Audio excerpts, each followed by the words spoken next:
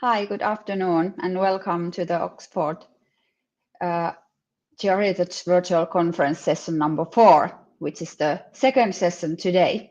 I'm Helena Tukiainen, and I am chairing the session from the University of Oulu, Finland. So greetings from the snowy north to all of you who are following the stream. In this session, we will have 7 flash talks, as well as the first keynote in this year's conference.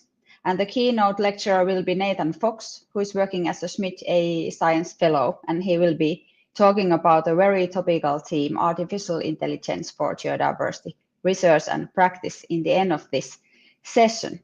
But now we will start with the flash talks first. And please, if any questions arise from you to presenters, you can write the questions to the chat immediately as you think of them. And then after the last flash talk, we will have a flash talk panel question session where the presenters will answer to the questions. But now I invite Maria Canyon Gonzalez to give her presentation about a very interesting topic, palaeoillustration. So please, Maria, the floor is yours. Hello, thank you very much for having me here. My name is Maria Jose, and today I'm going to talk about a project that was done with the undergraduate research group of Paleoceanography and Paleoclimatology of Universidad Industrial de Santander in Colombia. So first of all, I would like to talk about what is the differences between scientific and naturalistic illustration. First of all, scientific illustration, as we can see here, try to give a more detailed description of the specimen that is studied, while naturalistic illustration expands the realms of creativity, so it's not tied to a realistic representation, as we can see in the image we have here. The main objectives that we have with our project as a research group is to promote the importance of pad illustrations in undergraduate students and also to divulgate the results that we obtain in the workshops. And our main motivation is that based on our experience in pad illustration and our workshops, we were able to see how this is a powerful tool in which we can integrate illustrations and sciences together. Our methodology consisted of a theoretical component and a practical component. For our first component, we were able to identify different morphologies of the study taxa and also the basics of illustrations and the theory behind them. And then in the practice, we were able to illustrate with different art mediums, like, for example, color pencils, pens, charcoals, and paints. Okay, regarding the results that we obtained, we saw that we acquired a better quality in our images. As we can see here, we were able to have recognitions in national uh, scientific contests and conferences. And also, we saw that we had a great variety of assistances because we did not only have people that were undergraduate students of geology, but also other programs. And also, we saw that people were really engaged in our activities. We saw also an evolution in the assistants that went to the workshops. We saw that artistically they had a better use of space, proportions, lines, and also in the quality of producing their images. And scientifically, they were able to differentiate the different phyla that we worked that were mollusca, brachiopoda, echinodermata, and the order Foraminifera. We saw also an improvement in our technical and pedagogic quality of our paleo art workshops. As a research group, we acquired a better understanding in the teaching of natural sciences. So we were able to make it was able for people were able to understand it more easily. We also saw that artistically, we observed how doing manual stuff, improving the learning processes of paleontology, and educationally, we saw how the assistants were able to implement detail and how they require patience in order to provide a really illustration with a good quality. Uh, Finally, I would like to say that we saw that various abilities were acquired by the assistants. For example, they were able to have the habit of illustrating with a good quality, as well as the capacity of differentiating between different fields. Also, we saw that undergraduate students are receptive to attending to this type of workshops.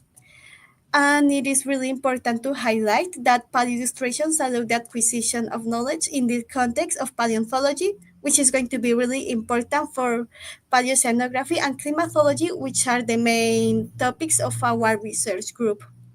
And we also saw that paleoillustration is interesting not only for amateurs in paleontology or geosciences, but also people that are beginners or are just interested in different types of illustration. Okay, so that's all. Thank you very much for your attention. Thank you very much for the interesting talk. Now the next in line would be Luis, but unfortunately we have lost the connection from him. So we will first have the talk by Anna Chiara Rosati, if you are ready. Yes, here I am. Hello. Great. Nice to have you here. And we will hear about a very interesting topic about unconformities and communications. Please go ahead. Hello, everyone. I am Anna Chiara, and in this project, I will show you how important unconformities are for geoscience communication and for presenting the time in a way that is clearer and more accessible to non-experts. Here you can see Sticker Point, that is the iconic site where James Hutton recognized the true immensity of deep time. And so by looking at his unconformity, he understood that Earth's history is far older than anyone had imagined.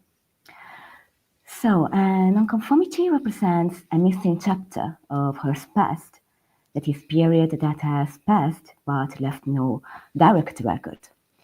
And yet, through this very absence, deep time can become something more tangible, something that exists in space and so not just in time. But can we explain deep time with a simpler language? Can we make unconformities easier to understand? The true challenge of this project is to make people understand the true immensity of time not only geologists, but all of us have to deal with. And so this is why we are working on a new way to communicate geology. This project began in Puglia, as I am a PhD student at the Department of Earth and Environmental Sciences at the University of Bari.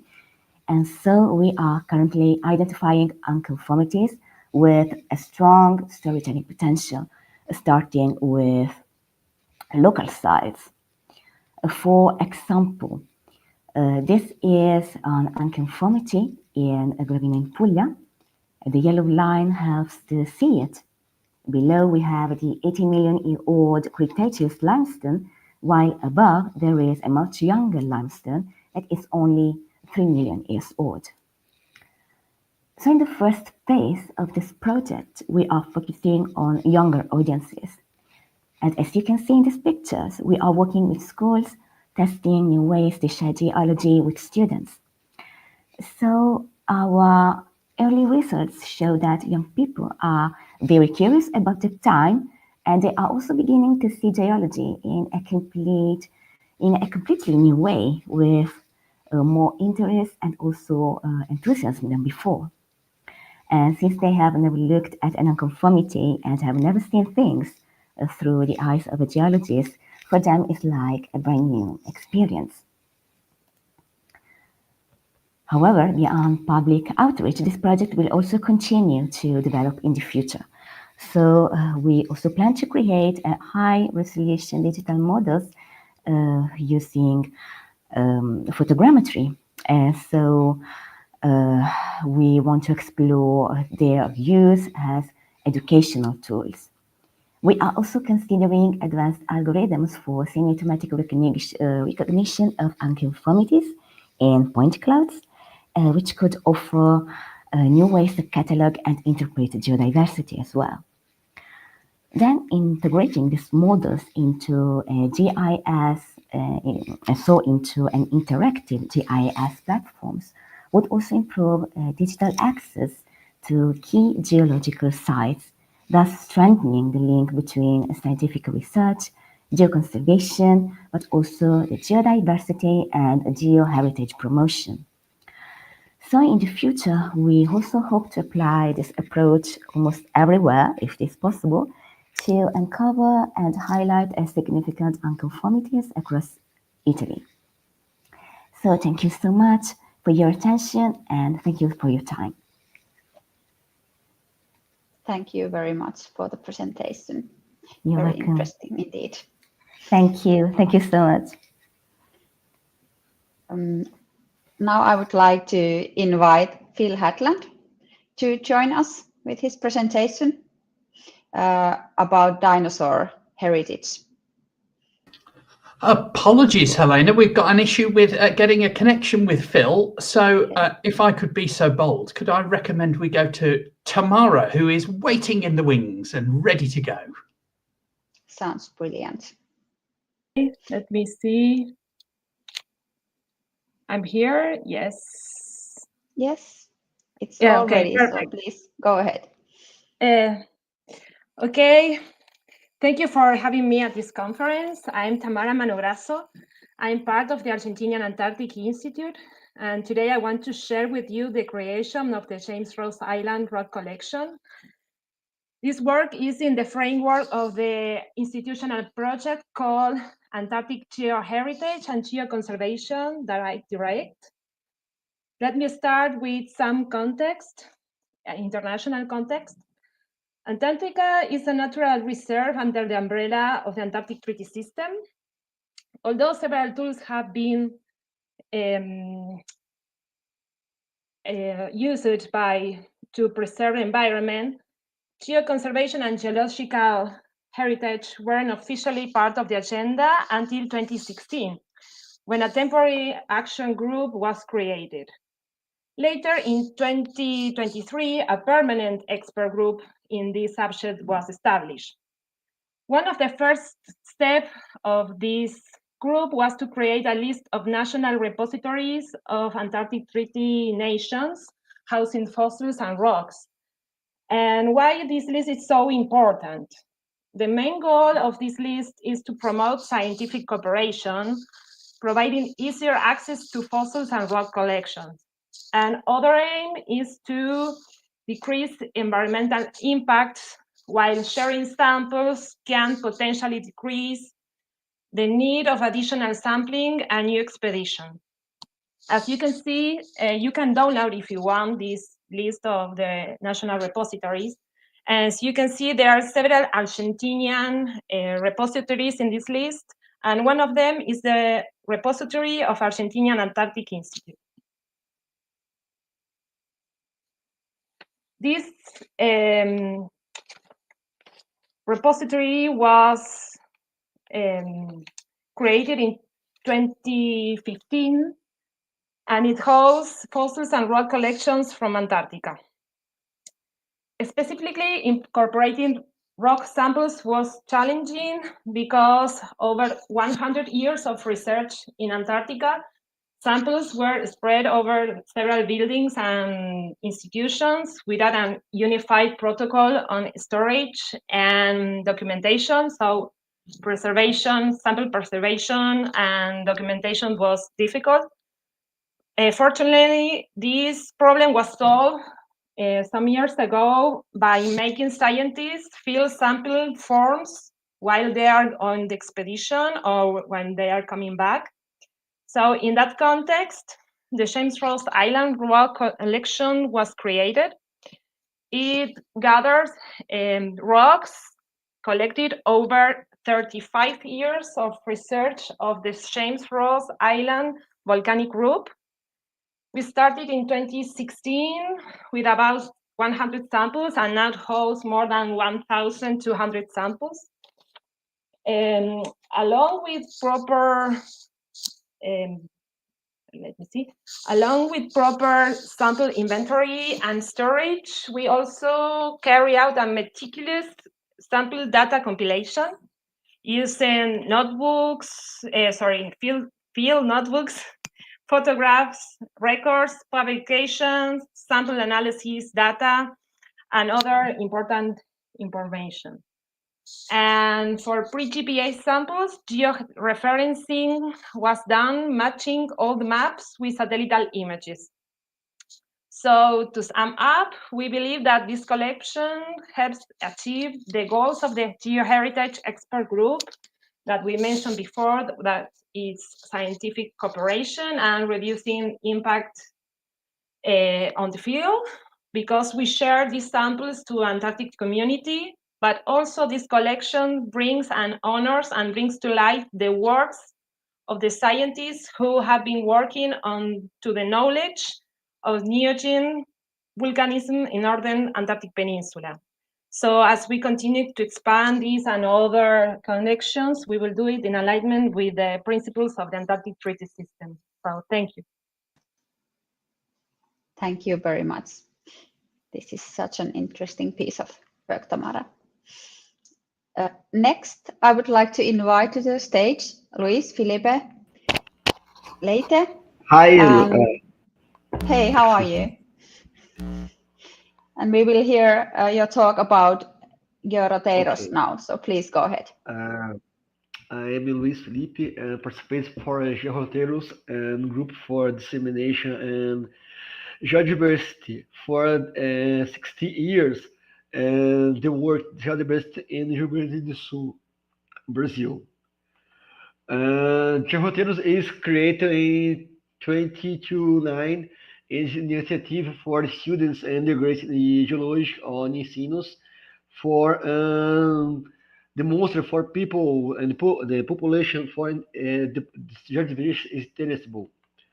This is my site. This site for the project, and it's in Portuguese, but for Google translation is good for you understand. This dissemination for my site for the population. This key, this perspective, the roots in the site is north. This basalt, the representation for the south of the Yucumán. Yucumán salt, it's biggest salt, and south this representation and the grade rocks for metamorphic sedimentary or deposits and fossil. This represented for Geoparque, UNESCO Geoparque Caçapava do Sul. In west, this is great deposit for fossil, the American, South America. This larger other dimensions is Torres, is international volcano sedimentary. This representation for UNESCO Geoparque Caminho South. This it's work in 3 years. This, for the first image is Congress, Brazilian Congress. Two image is school and dissemination for the visit, and other demonstration for stones fire for school or fire the fossil. This symbol, this apoiador, is demonstrated for nos perspective the support the Geoparque Caçapava UNESCO. This is principal, the last image, this logo, my project, and have this site. The other years, the builder have been this for 2002, 2003, 2003, and 2004-5. This 2002, the painting of Ofsen, excuse me, the fossil and minerals on the occupation and San Leopoldo for demonstrating the population importation, the geodiversity. The other perspective, the participating of Oxford Geoheritage in Congress, Uruguay, demonstration do trabalho. And Geodiversity Day, the participating for for the microfossils and geology, the importance for the change climate. This Congress for Uruguay, demonstration for trabalho de Uruguai and Brazil in the border in the Pampa Gaúcho between Cerro Palomas and Cerro Charal. From the roads and dinosaurs all impact the crater. This is work and publication and reviewed in USP Review. This order in 2023 demonstration for trabalho de dissemination in Torres publication in AGU and Europe. 2024 demonstration was the participation in conference Geopark Network Latin.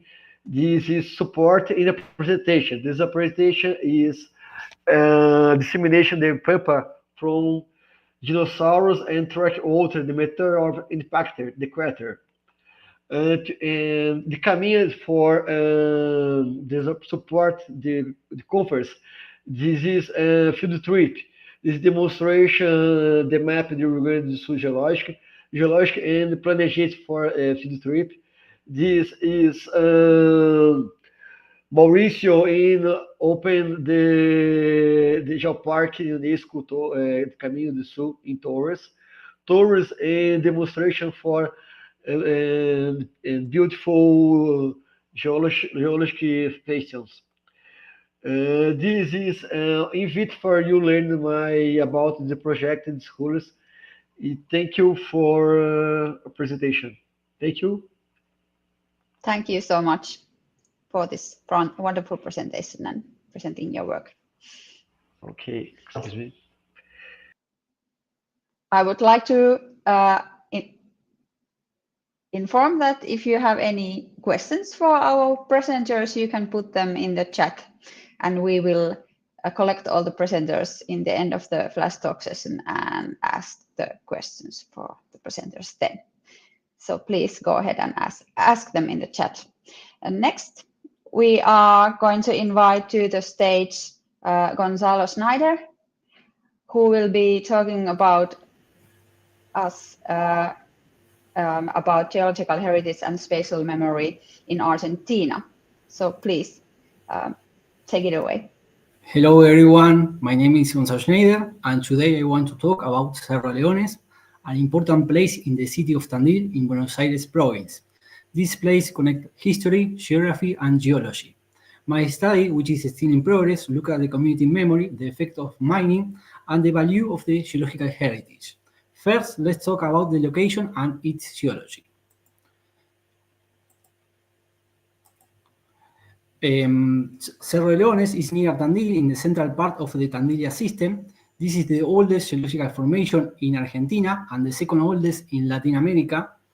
The Tandilia Hills are a group of low mountains in the central east of Buenos Aires province in the southeast of the Pampas region. Sorry, but I have a problem with the slides because the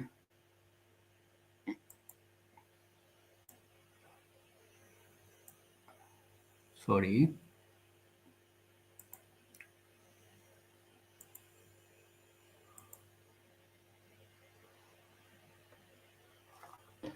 Hello, everyone. While Gonzalo is sorting out his slides, if I could encourage Phil, who is waiting in the background, to upload his slides immediately. Otherwise, he's going to miss his opportunity to present. If you could do that using the present button, and I can see Gonzalo's slides already, so I'm going to bring those up for him. And Gonzalo, please do carry on. Do you see the slides? We see the slides, and everyone at home can see them too. Okay, good.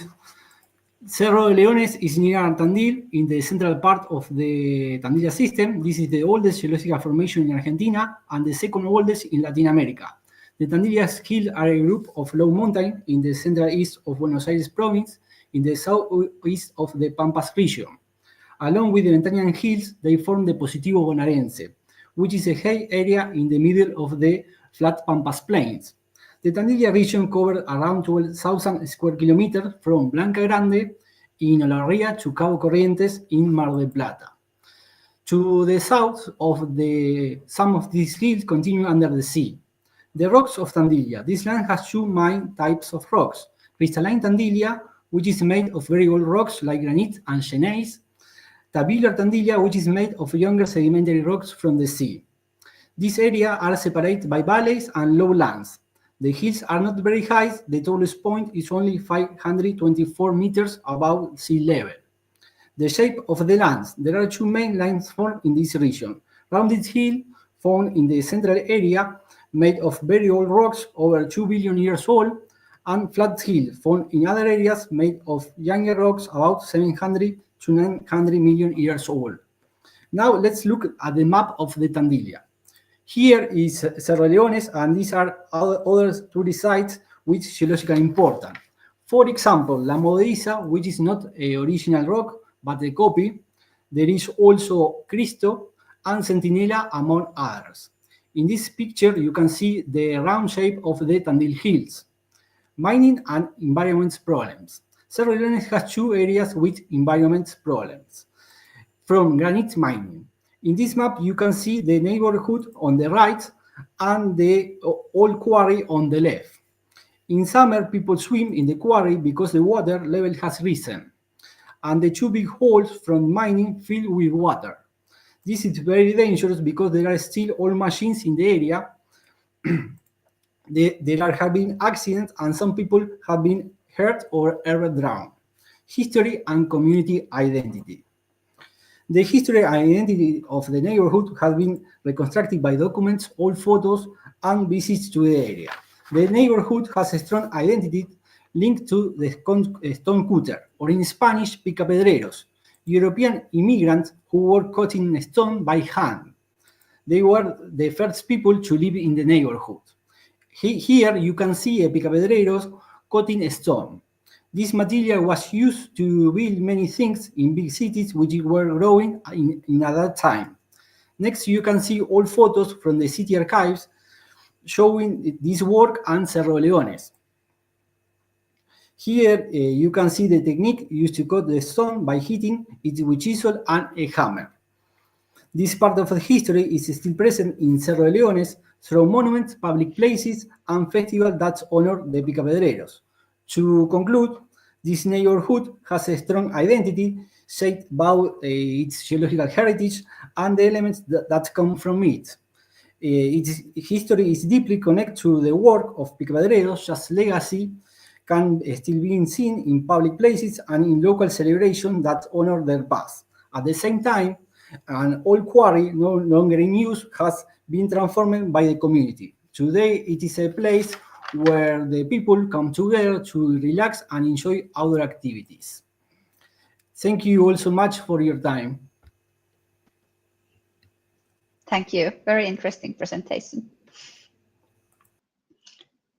I would like to then invite to the stage Phil Hatland from UK, and we will hear the presentation about a dinosaur heritage, if I am right. Yeah, that's right. So, hi, I'm Phil Hadland. I work at Hastings Museum and Art Gallery in East Sussex in the southeast of England, and I'm collections engagement curator of natural sciences and archaeology, and that includes all of the fossils that we have in the collection. And as part of my role, I'm duty bound to enthuse people about their paleontological heritage, and I carried out some outreach work in an area called Hollington, and I realised that probably less than half the people who lived there knew that a dinosaur had been found in their local area. It was named Iguanodon hollingtoniensis. Sadly, most of the bones are at the Natural History Museum. We don't have them here, but we have some fossils from there.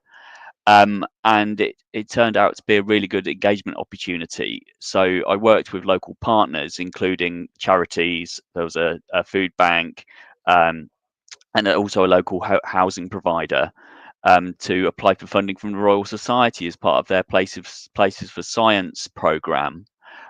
So we were successful in gaining some funding for a project, and the idea we came up with was to create an artwork, a permanent artwork, and it took the form of a mosaic, which we worked on with the local community, mainly children, to make this mosaic using recycled bits of broken pot and tile.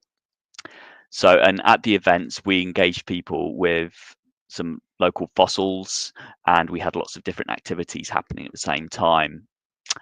And using all of these sort of community spirits, we created this lovely finished mosaic. And as you can probably tell, yes, the dinosaur is an ornithopod.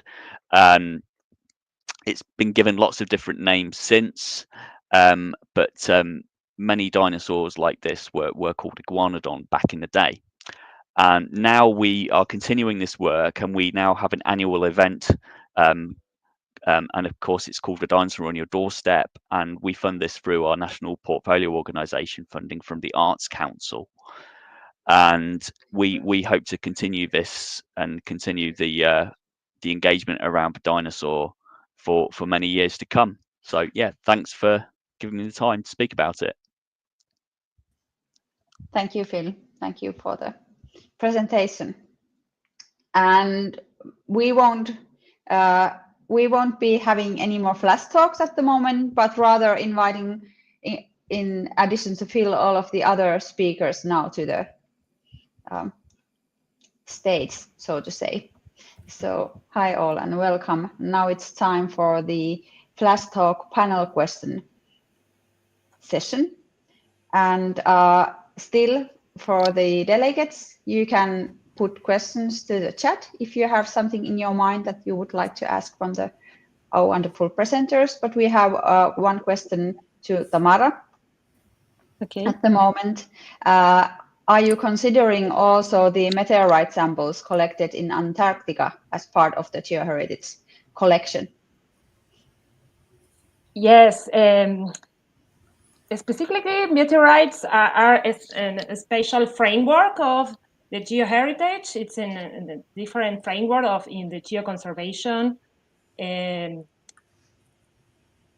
Yes, but we don't have a meteorite samples in Argentina, but I do know that some, like in Australia, and I think Japan also has meteorite samples. Yes. Okay. So if you want to if you just download the repository list, you can ask them for information. Thank you.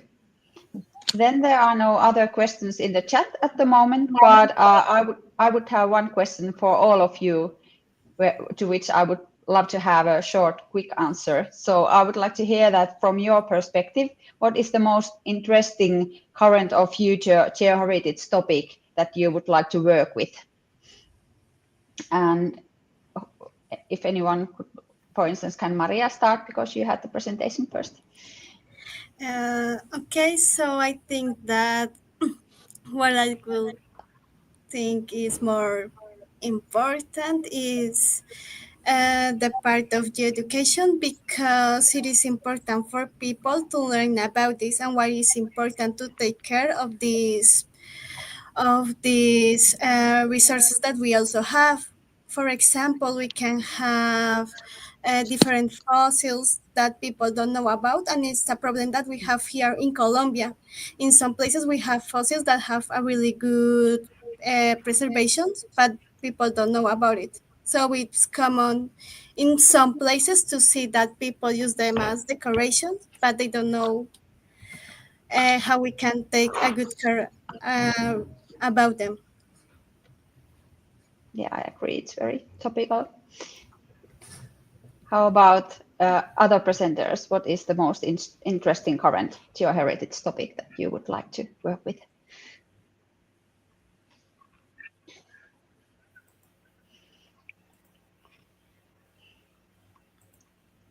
For me,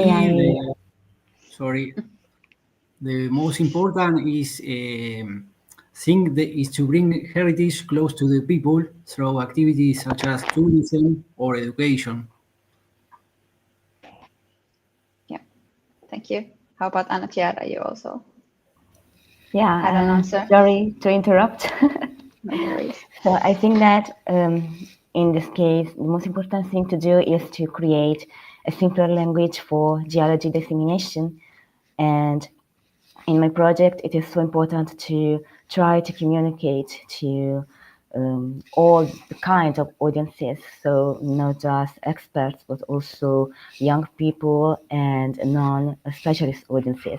So we are trying to create a new style of storytelling, and we decided to start from the beginning, so from the discovery of deep time, from Gypsy Acton. And in this case, this is the most important thing to know, the true history of how the modern geology was born. So coming back to the very beginning is very, very important for the geology dissemination, I think. Yeah, thank you. Yeah, thank you.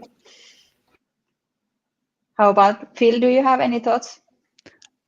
Just really to echo what's already been said about connecting the heritage with people that live there, you know, because they're the people that can benefit most from these amazing stories and the science, and it's completely relevant to them as well, and so things like Dinosaur are a brilliant hook into other areas of heritage as well. So locally we've been exploring that through another project called The Town Explores a Book, and through the sort of exploration of for dinosaurs called iguanodon, they've been discovering about the local industries, like the local quarrying and all the kind of the intangible heritage, if you like, of that. So yeah, lots of kind of side things can come out from this sort of work. Yeah, that's true. Thank you.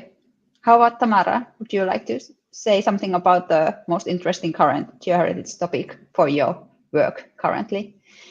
Yes, I must agree with some of the speakers that actually we do promote education. We have one special collection in Antarctica, the first collection in Antarctic territory in Esperanza Station, and this is for the kids who lives in the 1 year lives in the Antarctica Station. So and we are now working on how to say, the didactic material for the teachers, so they can work with these fossils, and they can, because the children are very good at teaching their fathers to preserve the environment. So this can be a good tool for them to help to preserve, in this case, fossils of the Mount Flora in Hobbs Bay in Antarctica. So yeah, I agree. That's important. Now we have time for one last question, and it comes from the chat from Lubomirasturba. So he asks that, is it possible to give an example how you interpret unconformity and its importance to a non-specialist audience, and how do you communicate it? And this is for Anna Chiara. Okay. Hi, Lubomir. Thank you. Yeah. Yes, I can see that. Great. Thank you for your questions. Yes, I think it is possible.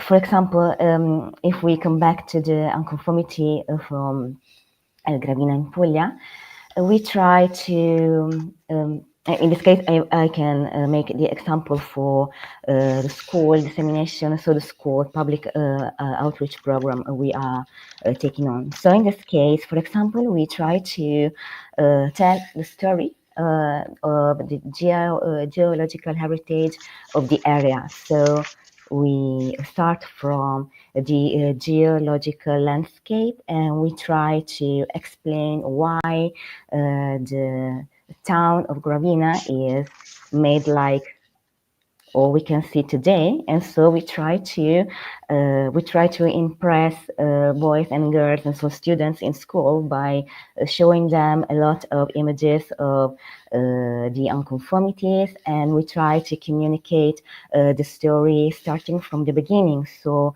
we try to we try to transmit and convey the geological record, and so we try to tell the story of why it was the Cretaceous period, so why there were dinosaurs, for example, because they love students love and boys and girls love dinosaurs so much, so we try to insert a lot of elements that belong to the geohistory of the area, and so we try to do a storytelling strategy that tries to convey in the simplest way possible all the kind of messages. It is not so simple to make an example, but I hope I can make it clear as much as possible. Thank you so much. It was a great Thank answer. you so much. Now it's time to end our flash talk part of the session. So I would like to thank once again all of the presenters this far for the great presentations. And now we have a surprise talk before we go to our keynote. So we will hear a presentation from yesterday. There were some technical issues, so we didn't unfortunately make it yesterday, but now you will hear a short talk from Procopio Rezabal Jr. From the Bohol Island UNESCO Geopark. This is Procopio Rezabal Jr. from Bohol Island, Central Philippines. The Lamanok Archaeological Complex is one of the geosites of the Bohol Island UNESCO Global Geopark in the Philippines, found in Anda, Central Philippines, in the eastern portion of the Bohol Island. It boasts impressive geological heritage features, including limestone cliffs, caves, and rock shelters. These formations have been shaped over millions of years through geological processes, creating a unique and awe-inspiring landscape. It is underlain by massive to rubbly limestone deposits of the late Miocene Sierra Bullones Formation, some 11.6 to 5.3 million years old, according to UNESCO Global Geopark, Bohol Island. It has prominent tidal notches that can be observed around the edge of the island facing Bohol Sea, showing dynamic movement of the sea during the Neogene period, 23 to 2.6 million years ago. Large fossils such as giant shells protrude out of the limestone outcrops and cave walls.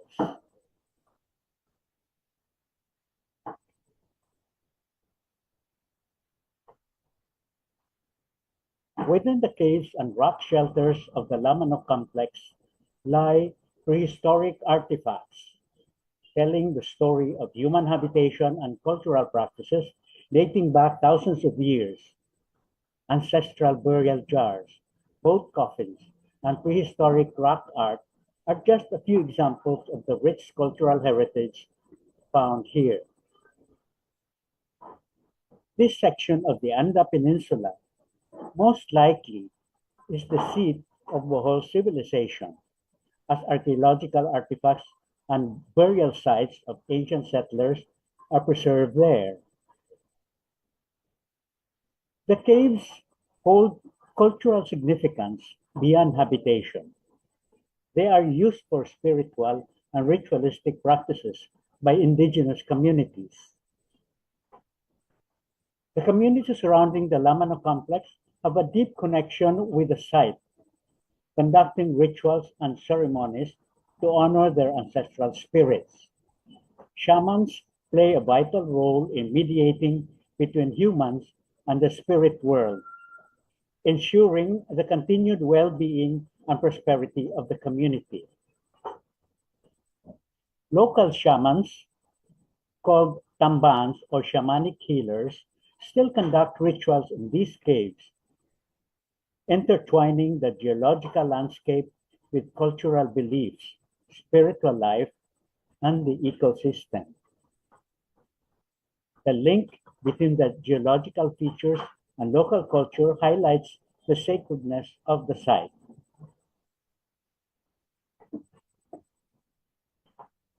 The Lamano complex is a remarkable example of the convergence of geoheritage and culture. The site's unique geological features have been woven into the cultural fabric of the surrounding communities, creating a rich and vibrant cultural heritage.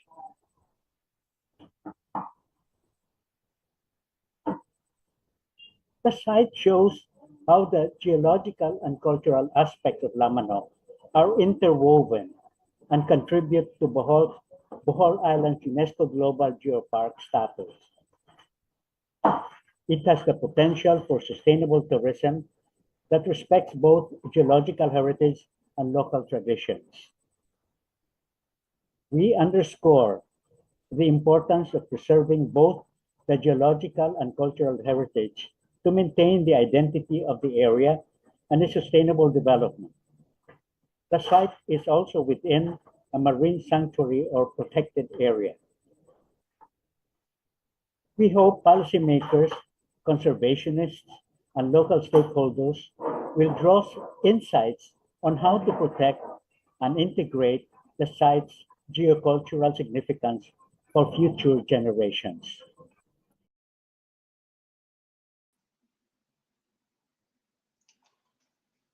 Now it is time for the first keynote in our conference. And I would just like to invite Nathan Fox with us to the stage. Hi, Nathan, how are you? I'm good, thanks. How are you today? Good, and it's great to have you here. And it's wonderful to have your talk about such a topical topic about artificial intelligence for geodiversity research in practice. So you have a bit longer time than 5 minutes. So while the delegates are listening the keynote, I remind that you can write your questions for Nathan already to the chat. We will have time to ask the questions in the end of the keynote lecture. But now, Nathan, please, it's time for your keynote. So the stage is yours. Thank you very much. And thank you to Jack and the rest of the Oxford Geoheritage Conference team for inviting me to be the keynote speaker for this session. Today, I'm really excited to talk to you all about how artificial intelligence is currently being used in geodiversity research and practice and my outlook for the future. Briefly about me, so some of you may know me from my work on geodiversity and ecosystem services. My previous research has primarily used social media posts and AI methods to assess human-nature interactions. I have, however, recently, within the last month, joined the Michigan Institute for Data and AI in Society here at the University of Michigan as their new AI scientist. So alongside my current research, as part of this new role, I'm working with faculty and researchers across campus to help bring AI methodologies into scientific areas where they're currently underrepresented. One of those areas, in my opinion, is geodiversity research and practice. But hopefully today I might be able to convince a few of you in the audience to start using AI in your own research workflows. So first, I'd like to provide a broad overview of what AI is. There's a lot of buzz around the term AI, but for some, it's understandably a confusing topic to approach. There's lots of terminology and complex methods involved in building and using AI, and this might be putting a few of you off from taking that leap and adopting AI methods into your work. But it really doesn't need to be that scary. In the simplest terms, AI is any computer system that can mimic human behavior. And all of you here are already using AI. AI is part of our daily lives. From every Google search we make to the smart assistants on your phone and in your house, you're using AI. But AI is not just useful for everyday life. It can be extremely useful for geodiversity research and practice. But before we get onto that, I'm going to provide a bit more of an introduction to AI so that everyone is on a similar page in terms of their AI knowledge. The main thing to be aware of is that there are a lot of similar but distinct terminology used when discussing AI. Often the terms artificial intelligence, machine learning, and deep learning are all used interchangeably. However, they're actually nested concepts. As I said on the previous slide, artificial intelligence is just a general term for any machine that mimics human-level intelligence. But this can be as simple as providing a robot a set of instructions and it just following and acting out the set of instructions in the sequence that we told it to. What's more interesting is what we call machine learning, which is a subset of artificial intelligence in which the system learns on its own, and it learns from the data we provide it. In machine learning, we aren't providing an AI system with a set of rules to follow. It learns patterns and concepts all by itself. Deep learning is a further subset of machine learning that involves even more complicated algorithms that improve how the AI system learns. A really simple illustration of this is comparing an AI chatbot that you might find on a website compared to a more sophisticated deep learning robot like Sophia on the right here. The simple chatbot on the left is very limited in scope and can only perform tasks that we have programmed it to do. For example, in the image you can see, it's looking up an order based on an ID provided to it. The chatbot can't learn from new data, and it won't be able to assist you if you ask it a question it doesn't know how to respond to. Therefore, we refer to this as a simple AI tool. Sophia, on the other hand, uses cutting-edge and sophisticated deep learning methods to mimic human behavior. She can understand speech and she can respond to you. The methods used to train Sophia allow her to process new information and generate responses in real time. This allows Sophia to interact and talk to you about new scenarios that she has not previously been told how to respond to. So most examples I'm going to give today are actually machine learning or deep learning methods, but to avoid confusing terminology, I'm going to try and use the term AI throughout. So how do we build AI models? So the one thing that all AI models have in common is data. AI models are trained on large amounts of data. So we can provide AI models with large labeled or unlabeled data sets. And without telling the model any rules about the data, the model creates its own rules to identify patterns and relationships in this data. After learning these patterns, the AI is able to make predictions or classifications based on new data given to it. When I give some examples related to geodiversity in this presentation, I'm going to give a bit more detail about how this works. But for now, the take-home message is AI models are trained on large data sets. The more data, the better. So how can we harness AI for geodiversity research and practice? Well, due to time constraints on this talk, I'm only going to focus on a few different AI topics. There are far more uses for AI for geodiversity and geoheritage, but we'd need a far longer session to cover everything that's out there.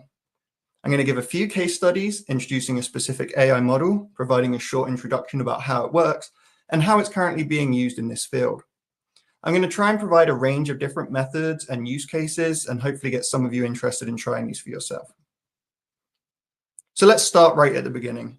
The beginning of any workflow that we undertake in research or practice is finding out the current state of knowledge, probably through a literature review. One such way of doing this is using large language models. So large language models are a branch of artificial intelligence called natural language processing. And a large language model, or LLM as it's referred to, is a machine learning model that can use data to generate and understand human language. For many of you watching, you're probably familiar with one of these large language models. For example, this is a screenshot from ChatGPT. With large language models, you can prompt the system with a question. For example, in this case, what is geoheritage? The model will then try to answer your question by remembering all the information it knows on the topic and returning to you a meaningful answer. These models are useful for asking introductory questions about a topic, finding out quick facts, proofreading, or even getting help writing code. But how are large language models made? So if you cast your mind back a few slides ago and remember that I told you AI systems are built on large data sets, well, that's exactly the case for large language models.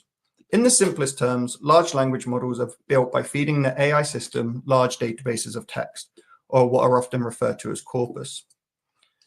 These models are then able to recall this data and how different parts of the data it learned relate to each other. Each of the different large language models are built on slightly different data sets, giving them each a different set of knowledge that's unique to themselves. For example, the first ChatGPT model was only built on the Wikipedia website and book corpus dataset.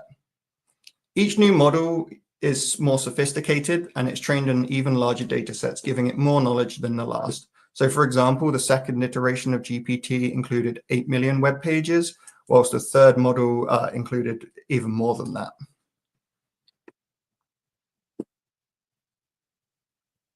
So one of the use cases a lot of people are using these models for is carrying out literature reviews or writing their work and trying to write succinct summaries of their research. However, I want to highlight some considerations people need to know about these large language models before you use it to help draft your work. First is the concept of hallucinations or false information.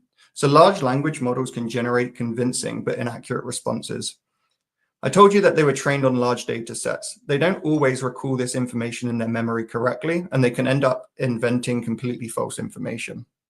Second, you need to be really careful of plagiarism and citation issues. Large language models don't properly cite sources, and it can produce text that resembles existing content without properly attributing it.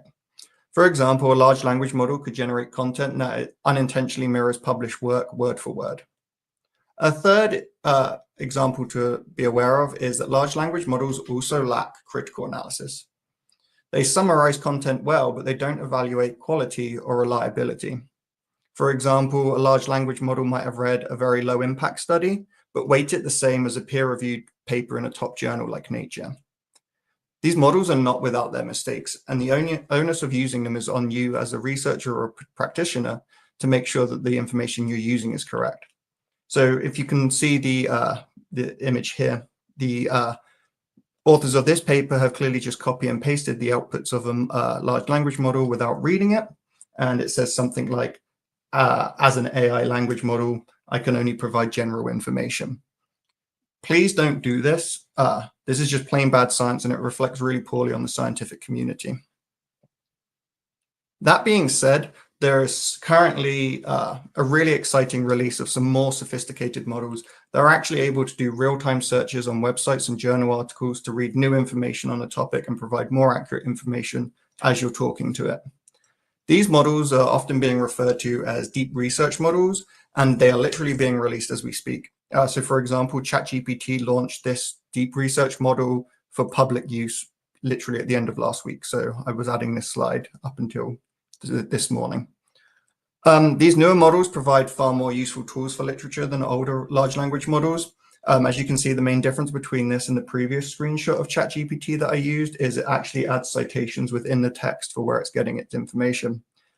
This allows us to have a greater trust in how and why the model is generating answers, and it allows us to use the link citation to continue the reading on our own.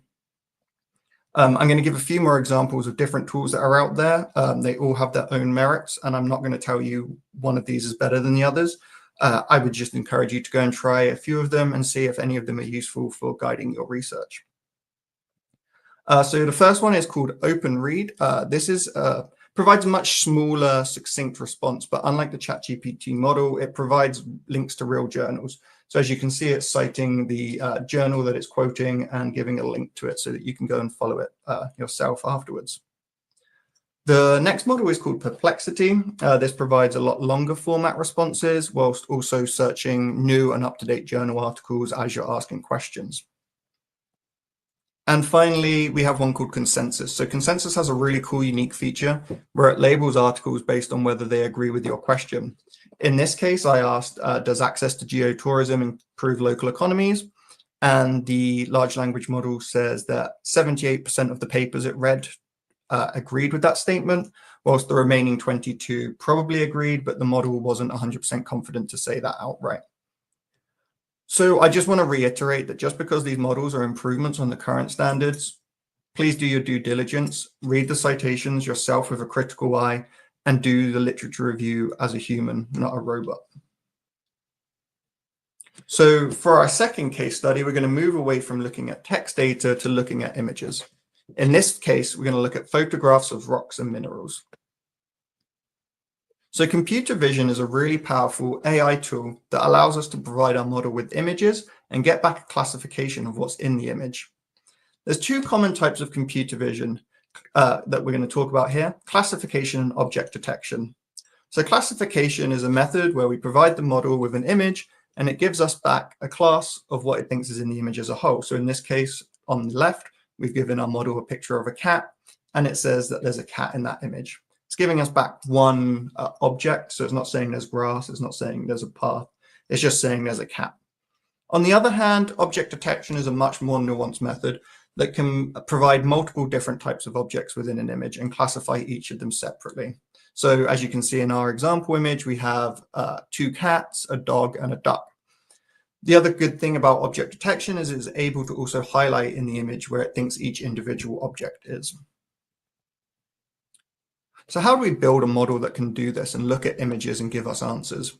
The way we train computer vision models is rather simple. We provide the model with labeled examples of the image that we want it to be able to identify.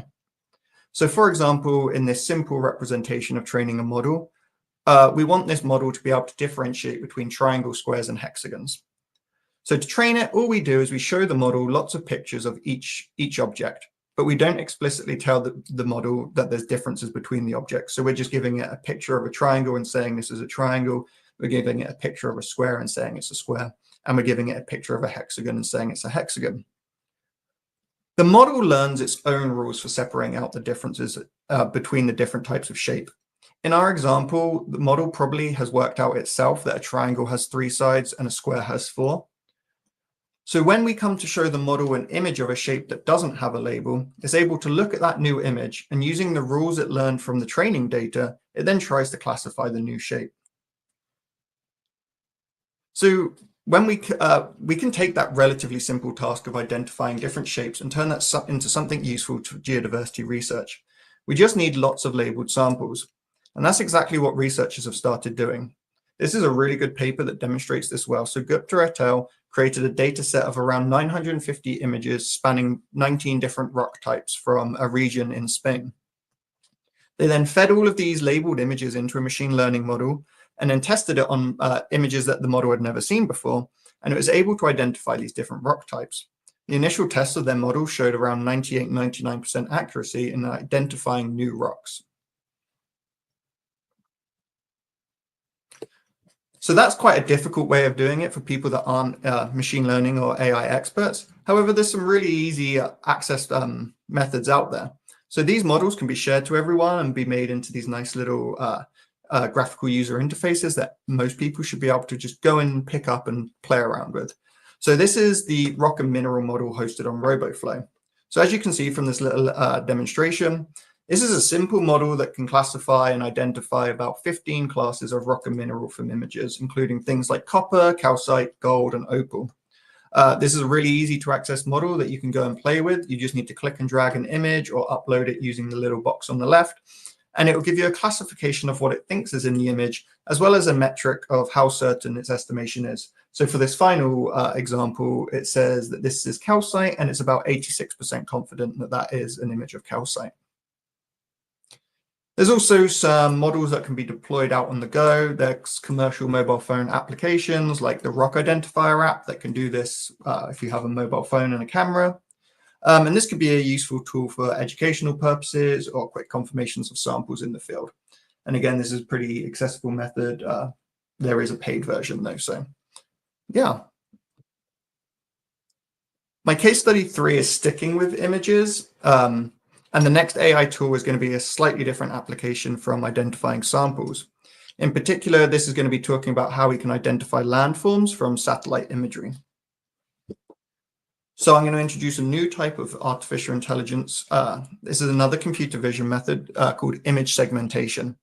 And what image segmentation can do is cut out objects from within an image. And one of the most widely used segmentation models is called the Segment Anything model, or SAM, from Meta AI. This model allows users to input any type of image, and the model will segment each individual image, each individual feature in the image. So I'm just going to give a quick example of this underwater photograph. So as you can see, we pass the image to the model, and it breaks down the image into its individual components. As you can see, it's labeling, it's segmenting out the fish as separate to the corals, and the background is segmenting out as well. This works with all image types, not just photography. So for example, microscope images in the top right, you can pass it images of cells, and it will cut out each individual cell from the image that you can then use for other things. It also even works with paintings, which is a fun little novel idea that people can use for something maybe.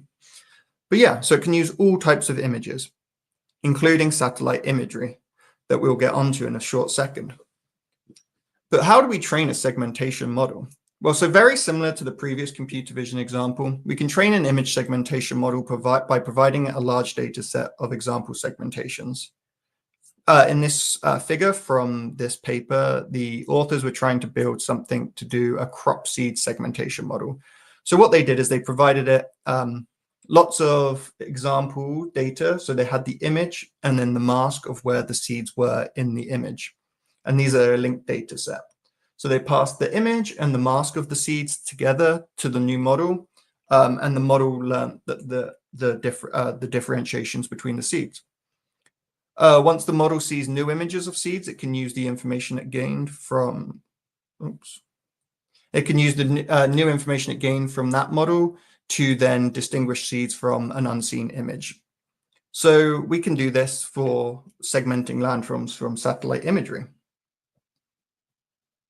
And that's exactly what the authors of this paper did. So there's quite a few things to look at on this slide, and I'm going to talk you through them in a bit of detail. So the figure on the left, you can see is a satellite imagery of a volcanic landscape in panel D, so the bottom right-hand corner here. Panels A, B, and C are where they tested different segmentation models, and these are the results of how different models segmented the landscape based on the satellite image. As you can see, some give finer details, some give broader segmentations. The figure on the right demonstrates how we can then use these automatically segmented landforms to calculate some landscape metrics. For example, in panel C in the top right, this is a glacial valley that was segmented using one of these models, and the authors could use this to calculate the length and width of the glacial valley. Whereas in panel F, the bottom right-hand corner, the authors were able to calculate the shape index of a volcanic cone using this automatically segmented landform. So again, that's quite a difficult and advanced way of doing these methods. So some scientists have started making some open source and free versions of these tools for non-data scientists to be able to carry out these methods in a much easier way. The segmentation tool that you're looking at now is called the Segment Geospatial Model, or SAM-Geo. As you can see from the video, it's an interactive tool that lets you upload a satellite image and point and click on a landscape feature that you're interested in segmenting. In this example, they're using the tool to segment a body of water. And you could imagine that we could do this repeatedly for different dates and track landscape changes over time. So for our next case study, I'm going to combine some of the text analysis and computer vision that we've talked about to help understand public opinion on geotourism and recreation. So the AI model used for this is sentiment analysis, and sentiment analysis is the method of identifying emotions and opinions in text. Sentiment analysis can be extremely simple AI, where we just assign words a specific label. So if the word amazing appeared in a text, that would be a positive text, whereas disappointing may be labeled as a negative text. We could also use some of the large language models we talked about earlier to do some more sophisticated sentiment analysis. The models can account for things like complex language scenarios with sarcasm or data sets that contain multiple languages. We can use these public comments to inform geoconservation and geotourism efforts to ensure that we have better beneficial outputs for people and nature.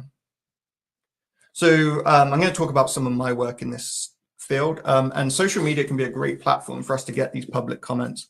I'm biased to social media as my source of data because that's my research, but there's plenty of other places to get similar data, and researchers have been using things like TripAdvisor or Google Map Reviews to do similar things. So my previous work mainly used this website, the social media website Flickr, and people share images and videos on this website. Posts to Flickr are accompanied with text data, a title, a description, and some tags, as well as the geolocated latitude and longitude of where the image was taken, also some information about when and where, what time it was taken. We can combine all of these to learn some insights into spatial temporal patterns, into what drives positive interactions for people engaging in geotourism and recreation. So for the first paper that I use this for, we used images of hiking or images associated with hiking from the website Flickr in the country of Wales. So we took all of the images in Wales that contain the word hiking or hiker, hiking, hike, hikes, anything similar to that. And then we used sentiment analysis to see what aspects of geodiversity were positively or negatively discussed in a recreational context. The images and text that I'm using as examples are all hypothetical, And that's purely out of ethical concern, because when handling public data, we want to ensure that it's kept anonymous. So as you can see from these examples, people can talk about a wide range of natural and human features and convey different emotions about them. By understanding public sentiment about certain aspects, we can create targeted management plans. For example, where people had a negative experience, we can use this information to make better improvements. In this case, the negative comment was talking about erosion, so we could target physical barriers where erosion is occurring to preserve the geology better. We also carried this work out in the Troodos Geopark in Cyprus. In this instance, we returned all images taken within the park boundaries to investigate human-nature interactions in a geotourism context. With this study, and actually also with the previous study, we simultaneously used AI to assess both the image and the textual content. By simultaneously using computer vision and natural language processing, we can get a more nuanced understanding of what people interact with and what they experience.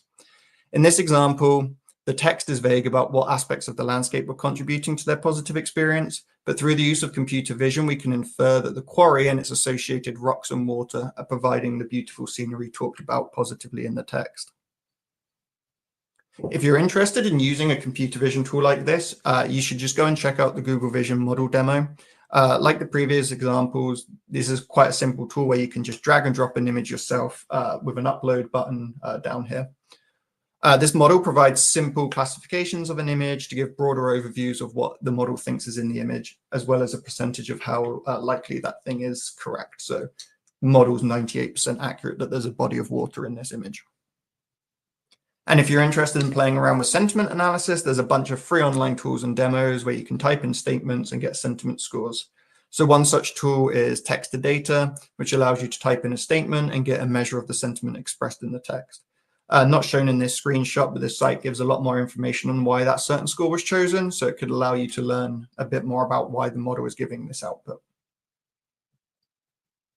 Okay, and then I've got one final super short case study, and I'm going to be totally honest, drones and cave explorations are not my area of expertise. But that being said, this topic is super interesting, and I thought this was a really cool use of AI in the field of geodiversity.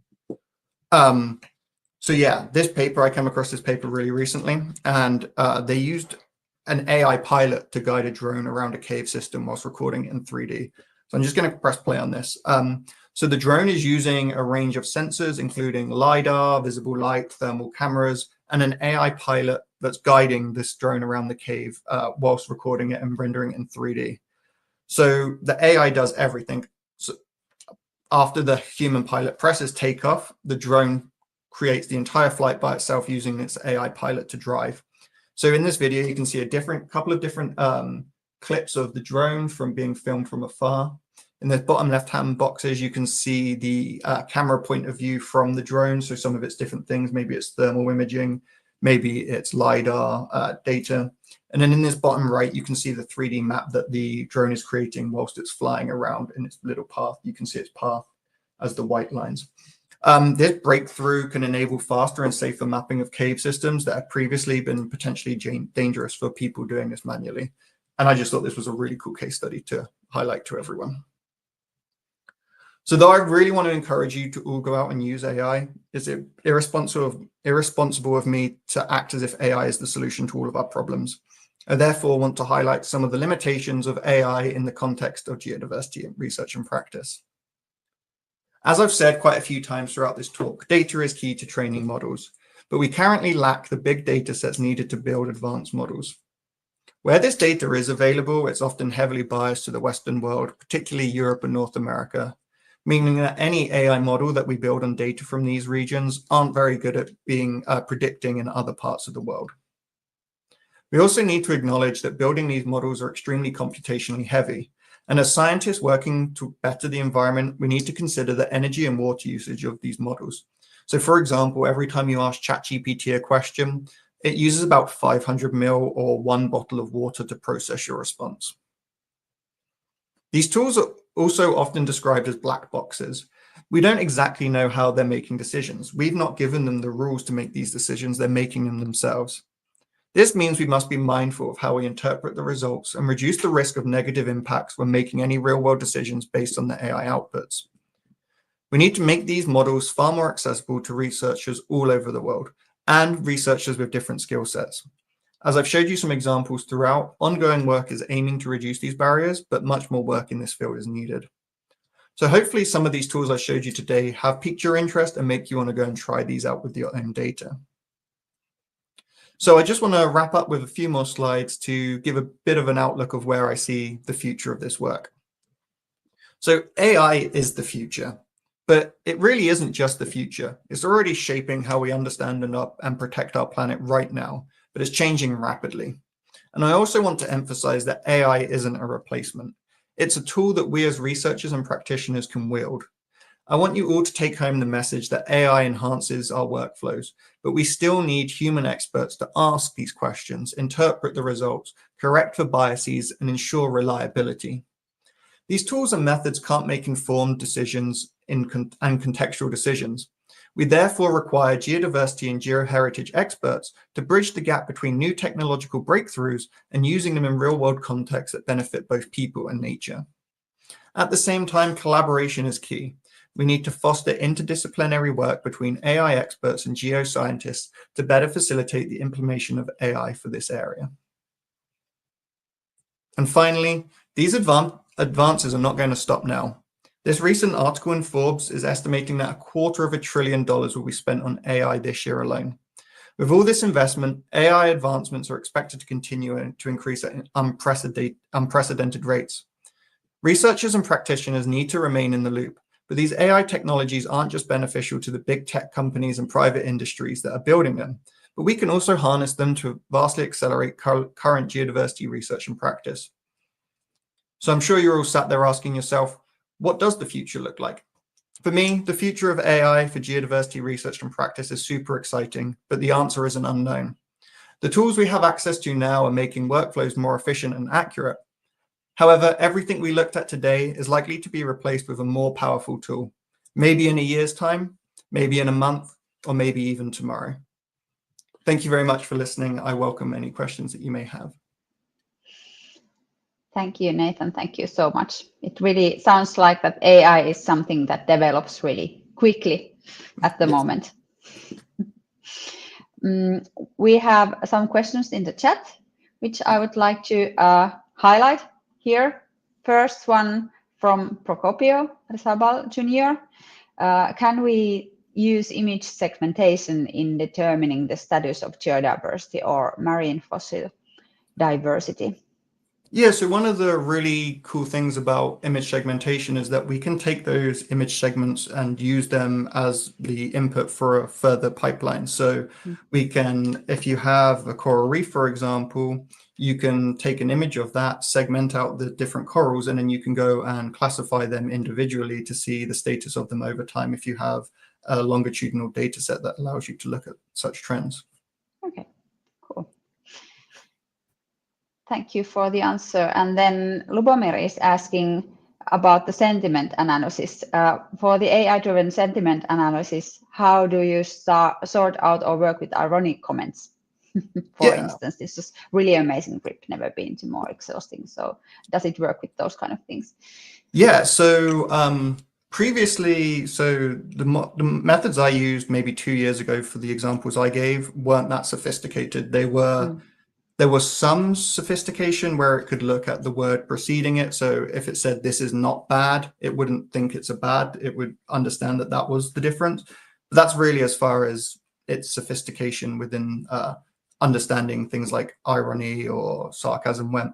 But these new large language models have actually seen millions upon millions of examples of each of these scenarios. So it can now start to more accurately understand sarcasm and irony. But again, it's not going to replace people as a one-to-one inaccuracy, but it's definitely far better than it was just even 2 years ago. Interesting to see what is it in 2 years from this, this time of the moment.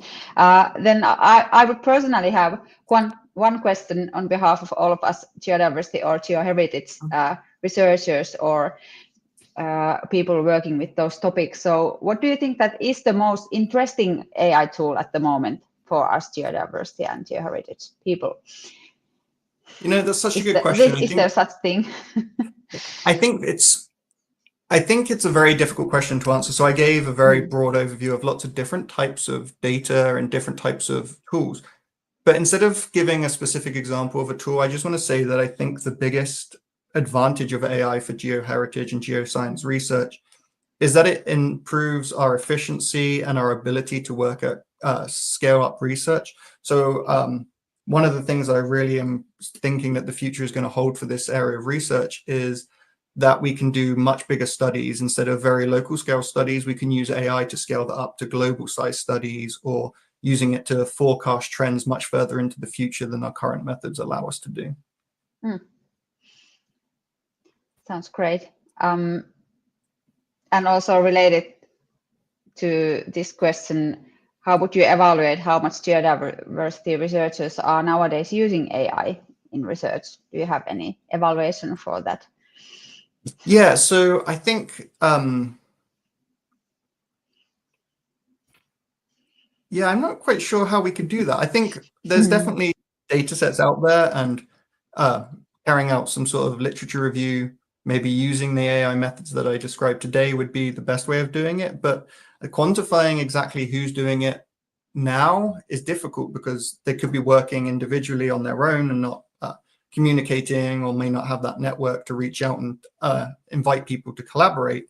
And I think that's really key for this, is if you are working on these methods, or you aren't, but you think AI could be useful for you, it's really important that you reach out and start a network and build collaborations with people that can help raise your bar of how much you can implement AI in your research. Yeah, and I think this keynote was one inspiration for all of us for using more AI. There are many other questions in the chat. Let's see for how many we have still time. Benjamin is asking that, can the sentiment analysis work on audio? So he has 60 audio recordings on quaternaries on geoheritage. Yeah, so one of the many things I didn't talk about was AI for audio. So yeah, so I gave the example of Sophia right at the beginning. She's not taking in text input, she's taking in audio, because you're having a physical conversation with her, you're speaking out loud. She is processing your speech and turning it into text, and then reacting to that text how she sees fit. So if you asked her a question or said, "I'm sad," she would understand that in the context of, she's taken that audio, she's listened to it, and she understands the context because she knows what that means. So yeah, you can definitely use audio for sentiment analysis. It's a slightly different workflow, but it's definitely something that can be done. Great. Then there is a question from Lucia. Can the use of AI in science deepen the differences within regions? So in the context of deepen the differences, it may, if we don't network and collaborate across boundaries, then yes, some people may be left behind. But I really want to stress that collaboration is key to this, whether it's collaboration between geoscientists and AI experts, or whether it's geoscientists in certain regions and underrepresented regions. And I think that is going to be the key to making sure that AI is more efficient and more applicable going forward in the future. So I think, yes, there is a potential that we leave people behind, but that's not what I think should happen, and it's what I hope doesn't happen. And that comes down to us as people, and we as people need to collaborate. Thank you for the answer, and thank you again for the keynote and for the very concrete examples and tips for us working with geodiversity topics, how to implement AI in our work. Thank you for having me. Thank you. And now the clock ticks, and it's time for us to finish today. The conference goes on tomorrow, starting at 2 p.m. GMT, with another keynote by Maria da Gloria Motta Garcia about geoconservation in the Amazon region. And there are also many, many other interesting talks to come tomorrow. So thank you for today, for all the speakers and listeners, for everyone who asked questions and commented in the chat. And I'm happy to see you again tomorrow.